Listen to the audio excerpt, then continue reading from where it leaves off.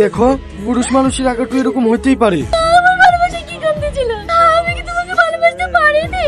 আমি বাপ মা ভাই বোন সবার ভালোবাসা দেখে তোমার অন্তরে চলে এসেছি। তোমাকেই আমি আমার পৃথিবী ভেবেছি, আর তুমি আমাকে এত বড় ধোঁকা দিতে পারলা। বলছো তার কোনোদিন হবে না, সামান্য একটা ব্যাপার, এ নিয়ে আর বাড়াবাড়ি করো না। এইটা তোমার কাছে সামান্য ব্যাপার? তুই জানিস আমি বাপ মা ভাই বোন সবাইকে ছেড়ে দিয়েছি, তবুও এতটা কষ্ট পাই যতটা কষ্ট এর সাথে তোকে দেখে পেয়েছি। আর তুই এটা সামান্য ব্যাপার বলছিস? দরকার হলে তোর কলিতে ছেড়ে আমার বুকে ভরবো, তো তোকে অন্য করে হতে দেবো না। আর তুই কি বলছিলি? পরিস্থিতি এরকম একাটু হতেই পারে। ঠিক আছে, আমিও তোর মতো ছেলেদের সাথে ভর্তি করে বেড়াবো। তোর সহ্য হবে তো? তুই তো মামলাতে করেছি, আমি মাপ করবো না। আমি বিয়ে করে তোর সামনে ভর্তি করবো।